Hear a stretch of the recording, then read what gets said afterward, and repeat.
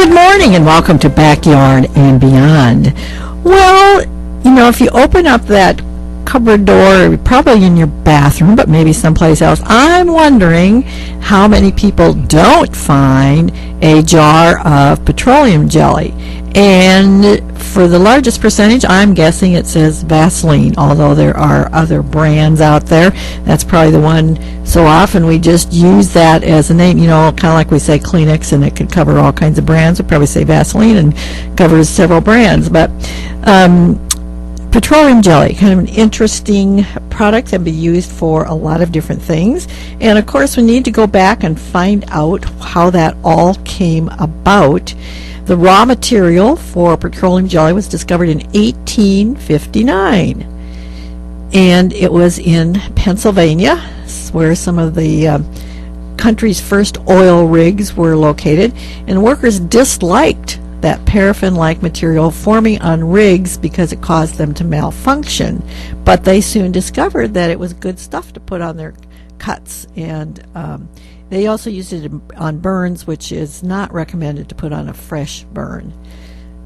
A young chemist, Robert Cheeseborough, whose previous work of distilling fuel from the oil of sperm whales, and of course this had been rendered obsolete by petroleum, so he went to Pennsylvania to find out how this new material could be used commercially. So he took the unrefined black, and they called it rod wax that formed on the rigs, and he took it back to his laboratory to refine and to explore its potential uses. And he discovered that by distilling the lighter, thinner oil products from the rod wax, he could create a light-colored gel. He patented the process of making petroleum jelly in 1872, and the process involved vacuum distillation of the crude material followed by filtration of the still residue through bone char. Then he traveled around New York demonstrating the product to encourage sales by burning his skin with acid or an open flame, and then spreading the ointment on his injuries and showing his past injuries healed by this miracle product. He opened his first factory in 1870 in Brooklyn, and the brand name Vaseline has been anecdotally applied, as we said earlier, but it was to be from the German word for water and the Greek word for oil. But that's one story. Sometimes we have lots of different stories. Well, you know, if you have some of that you probably have maybe one or two uses that it's just sort of the normal thing for you to use the petroleum jelly. But in addition to all the personal uses, there are also other uses around the home. The first one I'll mention is if you have water rings on wood furniture. Somebody set a glass or a cup down and you have that damaged area where the wood is lighter.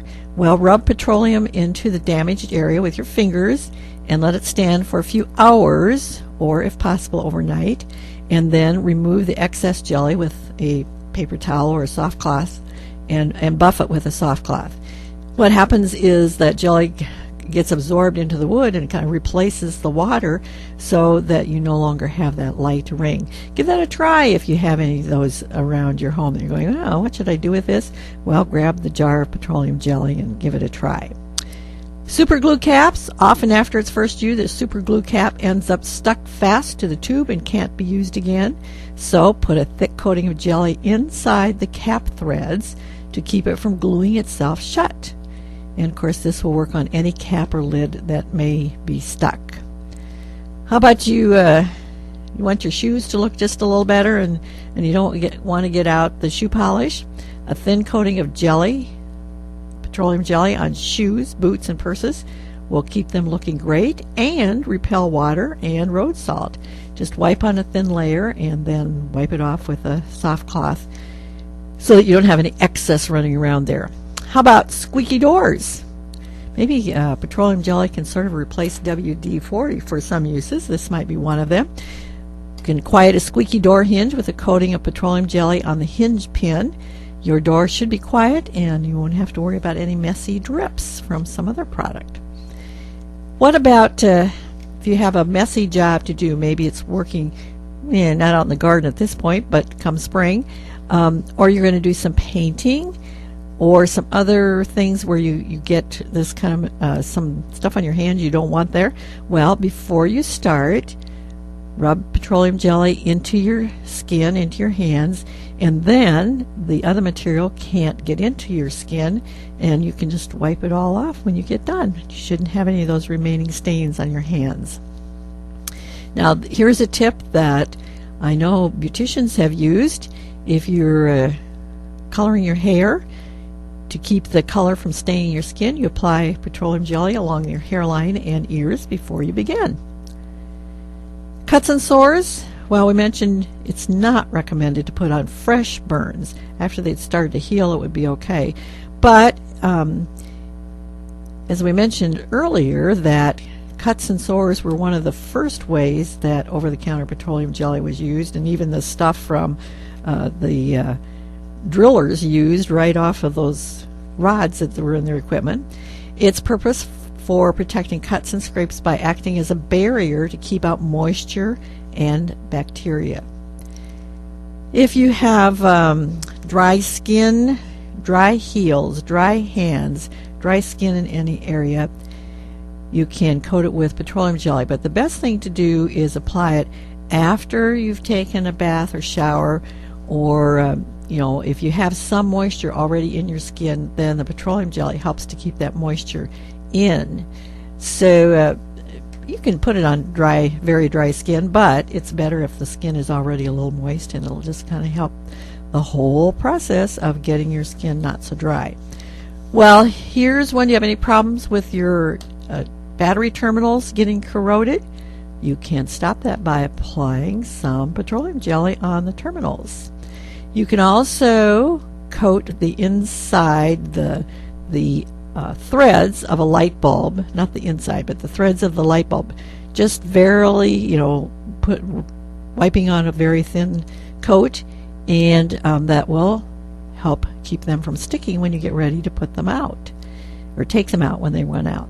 How about sealing paint cans? Yep, if you put a coating of petroleum jelly around the edge, the inside edge of the can, when you put the lid on, it will form an airtight seal. You won't have that skin coating at the top of the paint because it's sort of dried out.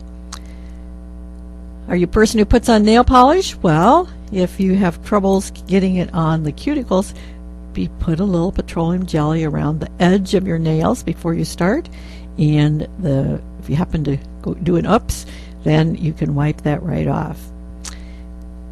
Keeping locks from freezing up, put some petroleum jelly on the shaft of the key, insert it into the lock, and work it around several times, lock it, unlock it, and this will prevent those frozen locks. And even if they're not frozen, they're just not working very well, that would be a good thing to keep them in good working order. How about sticky drawers? I'd always heard to use some wax on those, and sometimes that works and sometimes it doesn't, but you could try petroleum jelly along the runner on a sticky drawer and see if that makes it slide more easily. Garbage can lids. In the winter, rubber garbage cans, probably most of us don't have rubber garbage cans anymore, but if you do, the lids can freeze to the can, and a thin coat of petroleum jelly will keep it from sticking. How about makeup remover? Occasionally, you probably have a favorite makeup remover, but if you run out, well, try a little petroleum jelly.